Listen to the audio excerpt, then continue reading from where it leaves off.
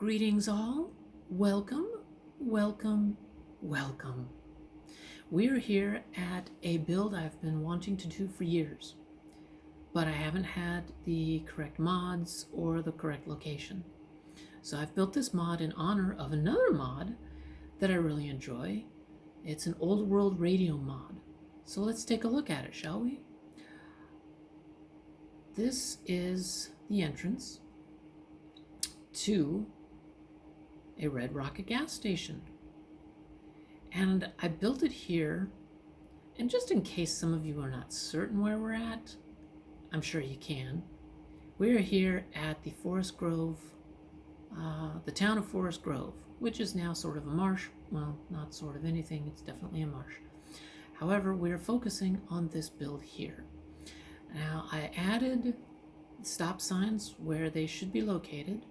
You would stop here, and you could either take that road there and go up to the freeway and elsewhere, or you could turn and drive right up here into the gas station.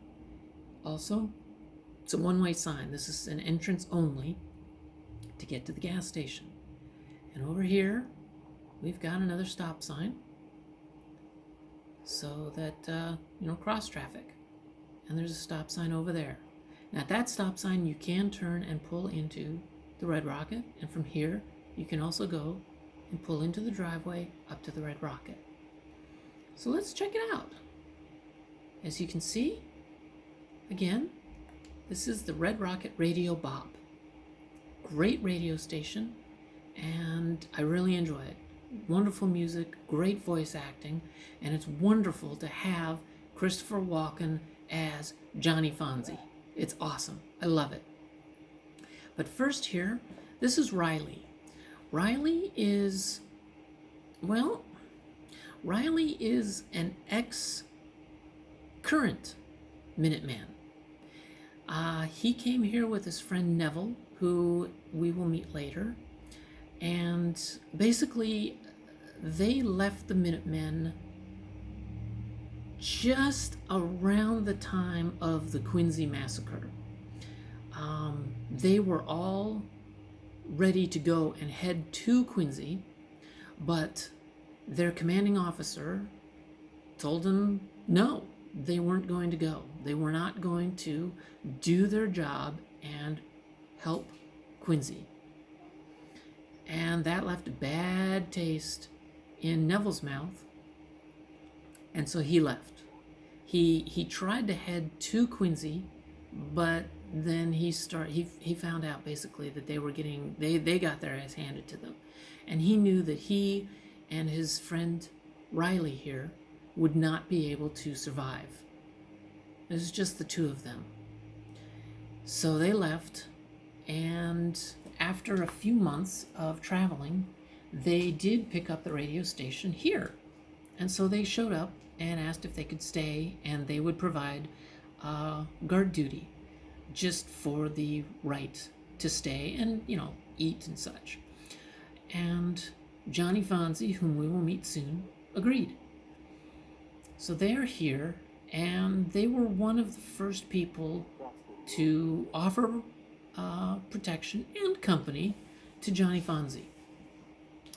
And shortly after they arrived, Charlotte over here showed up, and she also came to the radio station and asked if she could stay, and Johnny, being the cool man that he is, he was fine with it, and she decided to move into this car, which we will take a look at.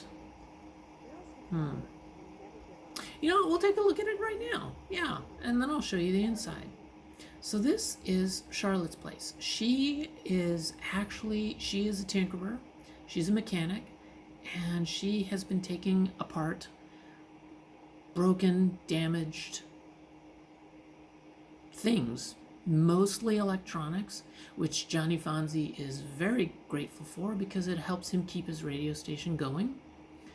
And, it's a major clutter here and stuff like that, but this car was here at the time of the war. So, the tires have been, melted off during I don't know if they melted off or if they were just taken, but probably melted from the heat. But, you know, this car still stayed mostly intact. And this door was actually originally on the car in the first place. So, it just, I guess before the war, the door got damaged and they replaced it. So she's got some storage in here for just junk that she needs and uses and is storing. And she apparently has some of her personal belongings in this other trunk. And over here we can kind of, oh, let's just, well, okay, there we go. This is her bedroom. There's her living room. And her pantry, her kitchen, and her more important valuables are in the suitcases there. All the doors work. Oh, and that window right over there is open to let out the smoke and the excess heat from her cooking station. But she is able to roll it down and roll it up whenever she needs to. And even though the glass is all cracked,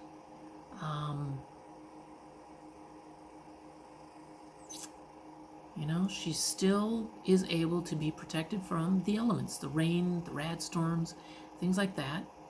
And she's even using the cup holders, the drink holders, I should say, for drinks. And she's even got a little broken bottle there that she uses for defense. If she can't get to her gun or anything too quickly, she's got a bottle to protect herself.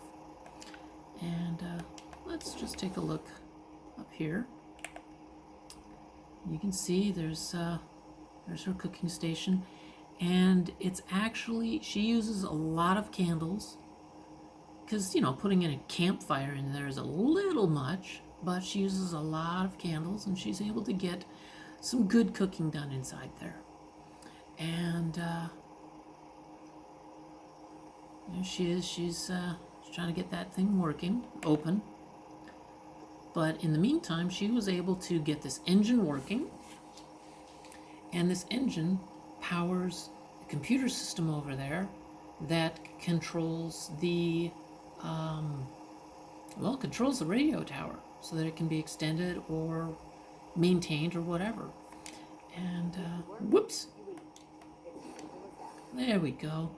So, again, she kind of hooked up that little connector point in there to send the electricity over to that area. But she got the engine running, and Johnny Fonzie is actually very grateful for her. Grateful to her for doing that. Blech, English.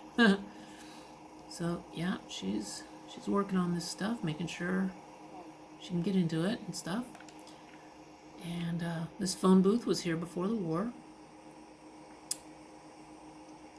Some more of her junk and stuff and items that she's going to be taking apart or utilizing. A lawnmower that she's taking apart. And in order to get this radio station working, they needed a whole lot of power. And this was here to power the Red Rocket itself. So they're utilizing this, but they got so much wiring going on here that, well, something kind of needs a little bit of looking at. And she's actually trying to get into that toolbox because the lock's broken that can get to the tool that she needs to safely fix that. And over here, there's Neville. And over here we can see some more of the junk that is getting recycled into other items that are necessary to keep this place running. For shelter, for furniture, for firewood, for whatever. And this here is Neville. Neville is at one of his guard stations. And how you doing, Neville?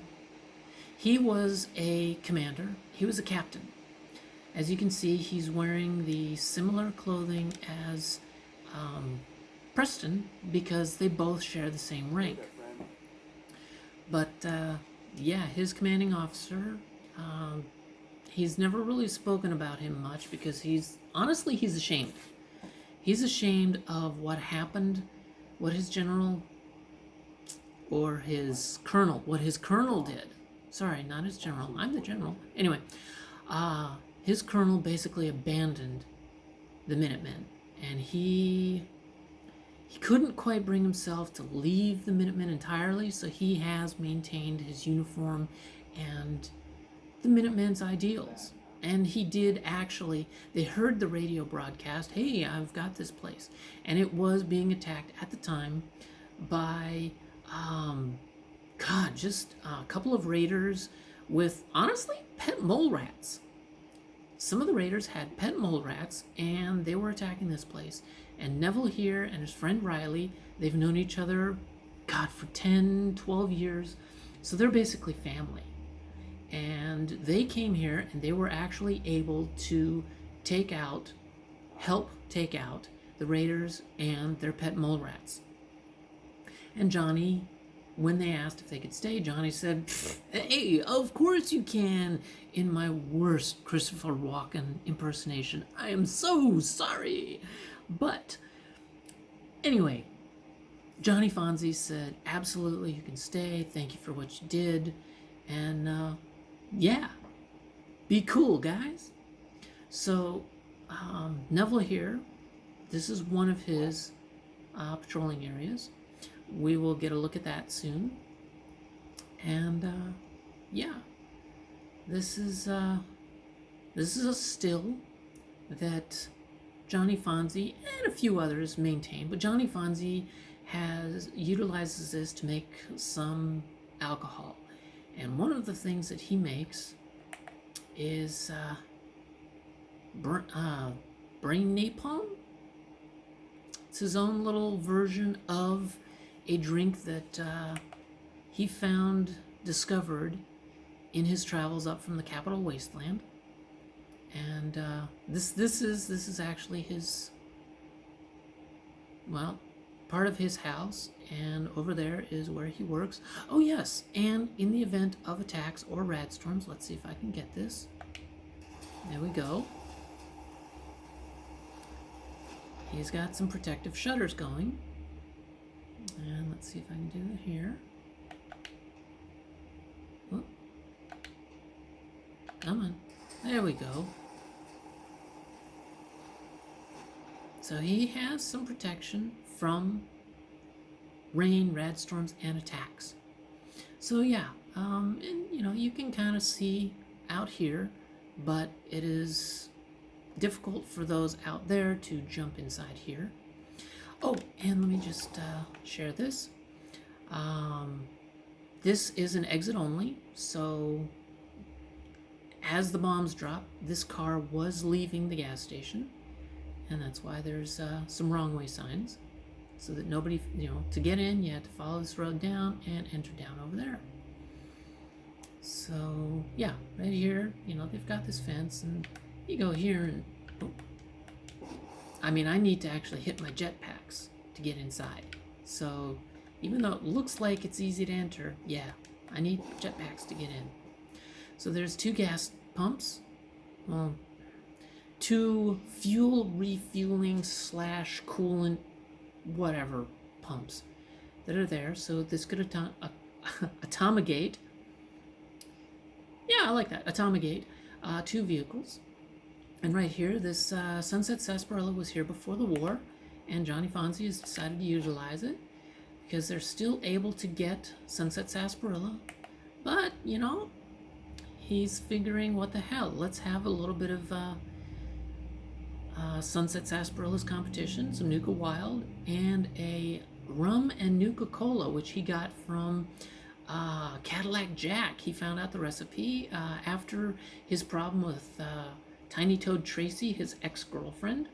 He and Cadillac Jack became fast friends, and he gave him the recipe for excellent rum and Nuka Cola. So he's got that sitting in there ready for whenever he's interested in another drink. This is Johnny Fonzie's motorcycle. His kickstand is broken, so he he repaired it by using a tire iron, and it works. I mean, it slides up and it fits in place. It snaps into place. The kickstand that you can kind of see there, it got bent, jammed, fucked up during the war, so he just kind of did a hot fix with a tire iron. And he's got some saddlebags ready for whenever he decides to go off on a little road trip. And he's got a fusion core in there, ready, boom, he's ready to take off anytime he feels like it. And he loves toys, so he's got himself a rubber ducky and a little rubber alien floating in some water. They got a lot of water here. I'll show that to you guys soon. And a little work area, sheltered from some of the elements. And let's check out. Oh yeah, see, got some. Let's see, got some water going there. And before we go inside, we're gonna check out. This is actually a showcase. And this I learned from a YouTube channel called Scrappy Builds. And Scrappy has got some really excellent videos. I'm going to link his channel in the description below. And this is, well, it's a ladder. Duh. You know? And this ladder is amazing because we can walk right up it. It is a workable, usable ladder. We can walk up it, we can walk down it. And it's fucking amazing. You just walk right up the ladder. And to let you know, you could hear the jetpack right there. And here, going up,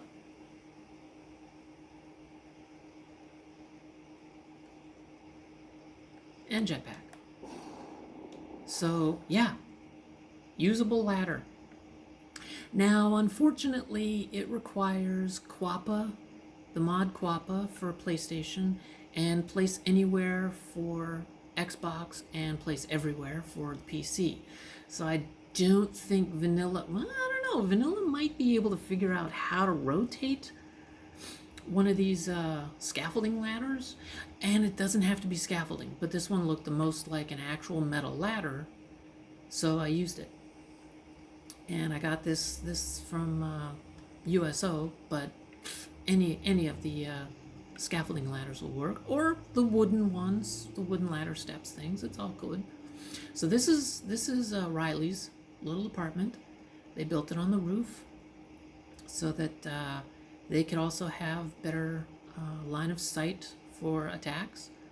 But he's got some of his own personal belongings here. And he's up off the metal floor and has a nice comfy bed, plenty of food, lots of ammo, and some stuff to fix his clothing and his armor. And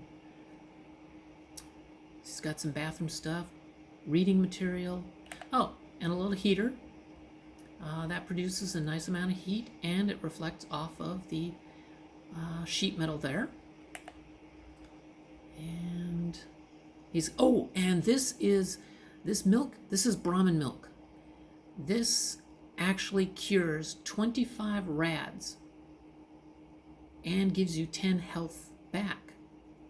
And it's got this awesome little cork stopper on it.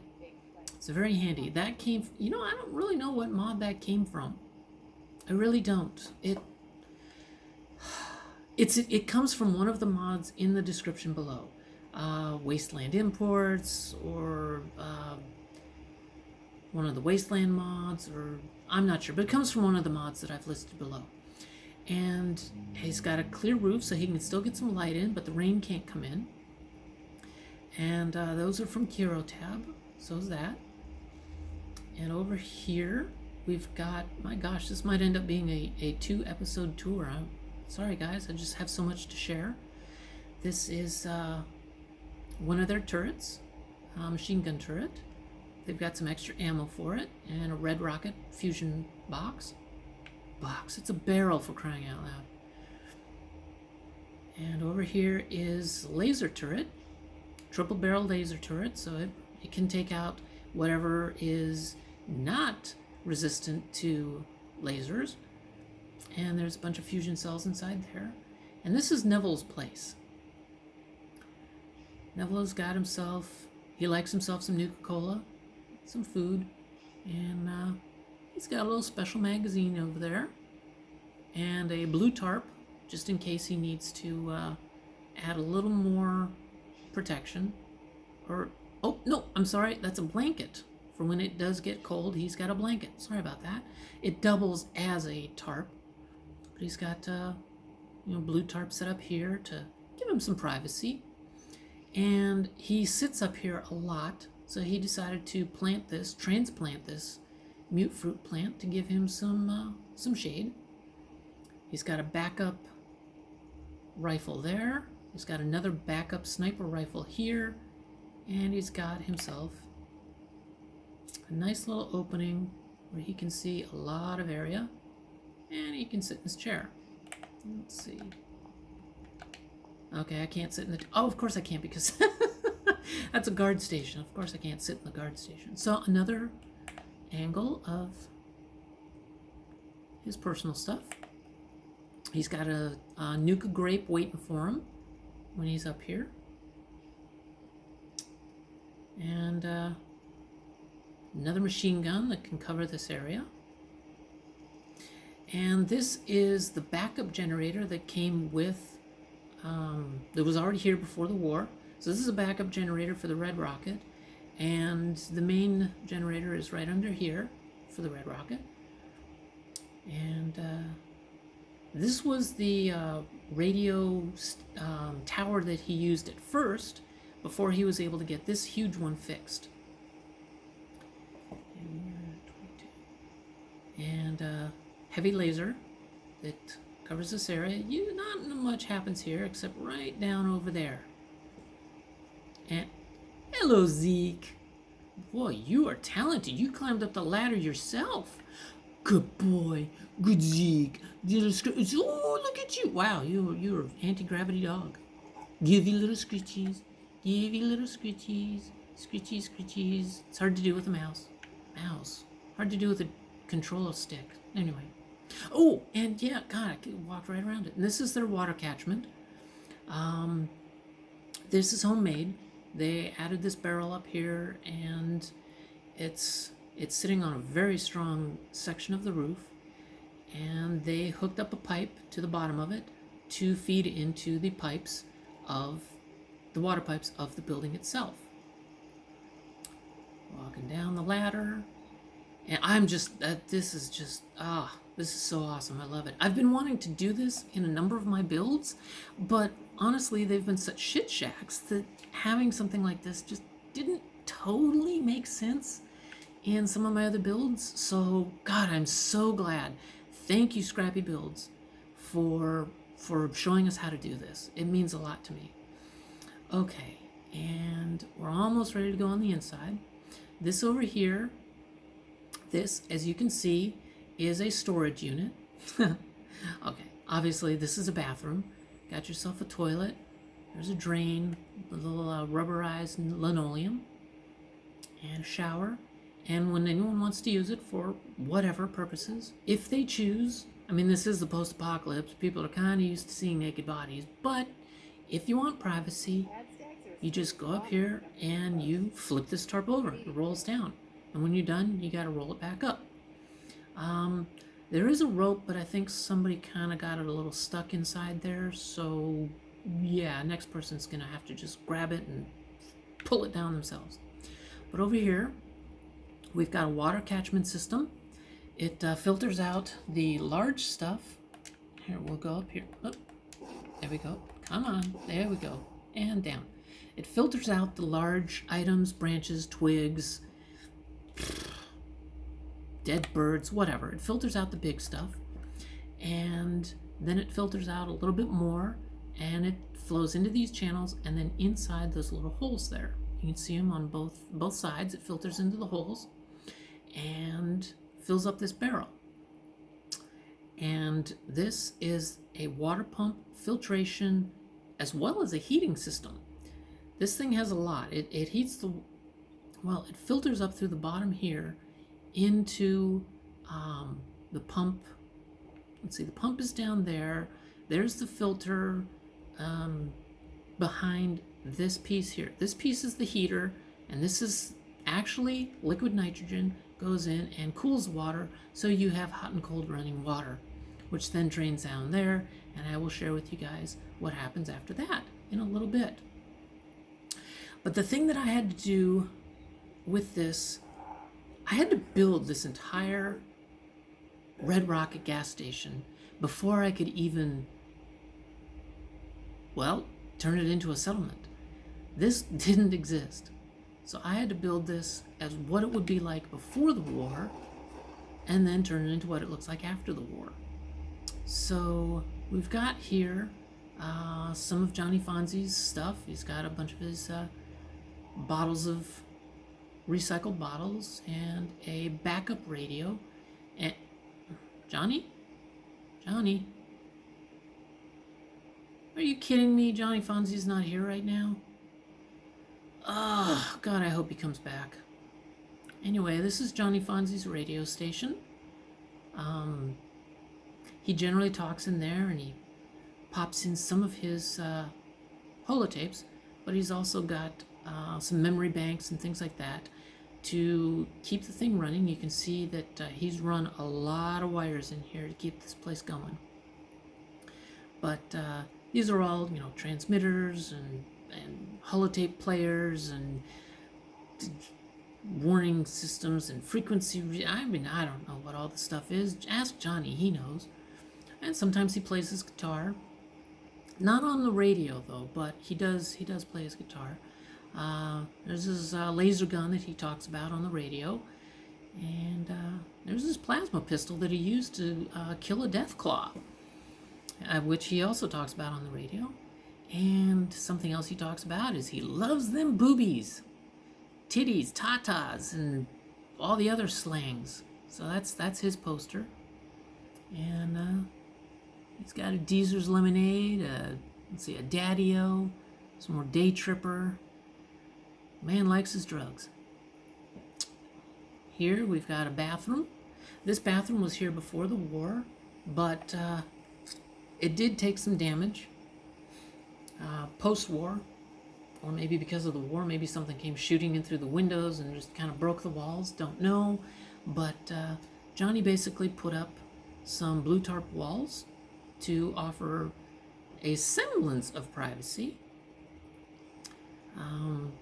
But, you know, he fixed up the toilet as best he could, and he repurposed this cleansing system into an actual shower. I mean, it was already here because it was for, you know, any toxic radiation, stuff like that, but it's hooked up to the water system in the building, the water pipes in the building. There's the drain, and this all flows into the sewer system that then gets processed over there at the there's a water treatment plant over there. You guys know what I'm talking about. And he's got himself, again, loves the boobies. And he's got I'm guessing that the stealth boy there is for when he is sitting on the toilet reading his magazine, because there's no actual door on this. So I think he uses the stealth boy to kind of give himself a little privacy there. Over here he's got some more stuff he's been tinkering on to make sure he's got parts to keep his radio station going. Some more beautiful women.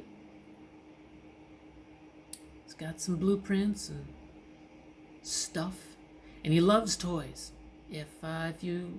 When you listen to his radio station, you'll find out that he loves toys, loves them a lot. And this was one of his recent acquisitions, a new rubber duck that he got from a trader. And so it's holding a place of prominence because it's clean, it's new. And let's just open up these windows again so you can see his other rubber duck. And over here, this was here before the war, and it had all sorts of stuff on it.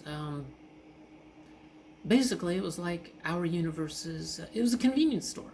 This place, you know, it was a diner, convenience store, not really a lot of mechanics stuff here. You know, you could pull over here and park, come inside, buy some fancy lad snack treats, some condoms, and God, whatever, you know, cereal, stuff like that. Come over here, and if you wanted, you could get something cooked up.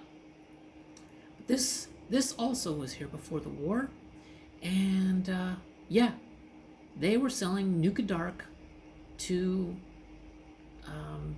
customers who came up, want to get some gas, pop out here, grab a Nuka Dark, or fill up your own fresh Nuka Dark. So there were plenty of bottles here. Johnny Fonzie has left them, well, cleaned them up and replaced them there. So you can pump up your own fresh Nuka Dark, or you can have one from here. And then you'd hop in your car and drive off. Yeah, the pre-war world was pretty fucked up. But anyway, Johnny took out one of the tables and utilized it as a bed. Oh, he's got some turbo there. Why the hell anybody would want turbo before going to sleep? I don't know, but... And then he eats here at this other station. And he's even got himself a little lunch ready in that box, and another fun thing to read. And some of these posters were here before the war. I'll let you figure out which ones were here before the war. And this is actually, he cleaned up a radio and decided to personalize it a bit. So this is the Red Rocket Radio Bop radio itself. I don't want to turn it on because I don't really want to get in trouble with YouTube, in parentheses. Oh, he's got some absinthe. Got some absinthe to drink there. And yeah, some medical supplies, doctor's bag, healing powder, anti-venom, fixer, Hydra. Got some clothes, more booze and food, some more reading materials.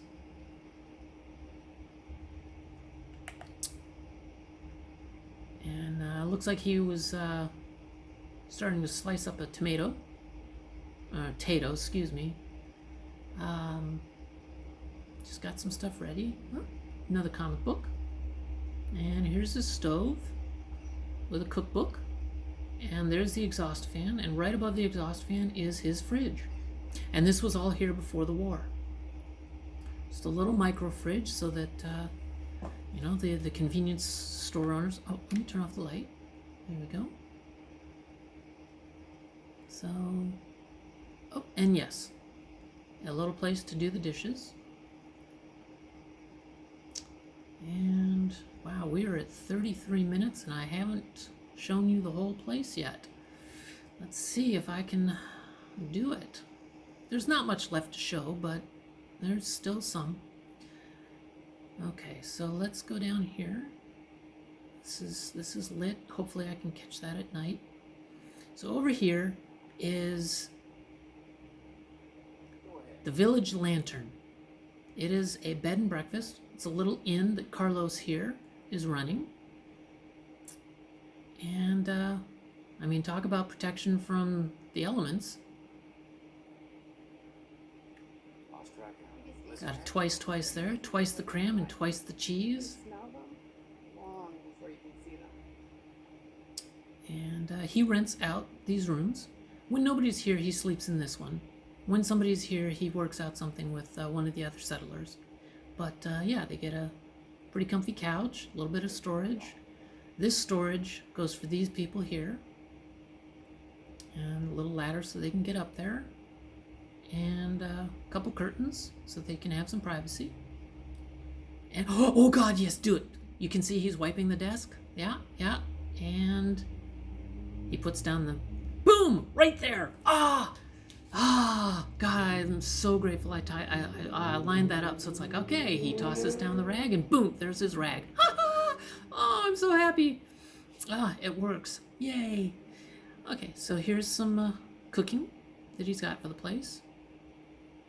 And a little seating. And also this place is where the traders come too. So this motel is basically for the traders, but for anybody else who's traveling. So they can sit there on the couch, and he does have his floors relatively well. You don't have to sleep on the cold hard ground. Another place to sit. And okay, I'm hearing a rad storm, so hang on, guys.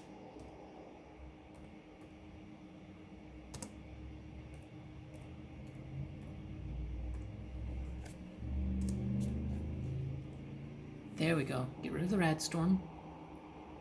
And now you can kind of see how this is lit up at night. And I've got myself, 2.5 minutes, but we're almost done. Okay, gonna turn on the light because it's getting late. Back here is some additional work that they're doing. He recently finished building up the walls back here for safety, privacy, and all of that for the rooms. Got himself a blueprint ready for the next stage. And this is just stuff that's getting ready for, well, this. As you can see, this is the back end of the exterior bathroom. The water drains from this, and the toilet flows into this, straight down into here. And God, I really wanted to show this off in the daytime, but I will. In another video, I will share this daytime shot with you guys. But as you can see, well, there's some green growing here. And there's a pile of recent manure. Well, not manure.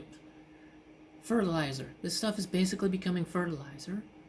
A little bit of splatter there on the walls, but you know, plants are growing from this mix of the purified filtered water and human feces. And it's kind of flowing down the hill a little bit. But you can see everything is stabilized, so it's able to handle the weight of water and the pumps and just everything. So, oh yes, and I was going to show you, oh God, I only have a few moments left. This is the back wall. I'm sorry I'm zipping through this. I've got 40 seconds left, so it's not as important as everything else, but yeah, there's this wall, fence, and right here is a little shelter that he built. Backup battery, get that thing working, and tools and things like that, so that he can kind of get this thing going. So, thank you all for joining me. I really appreciate it. Let's go over here for the outro. And God, I hope I can do this. Oh shit, okay. Well, I hope you enjoyed yourself. Remember, be excellent to each other and to yourself.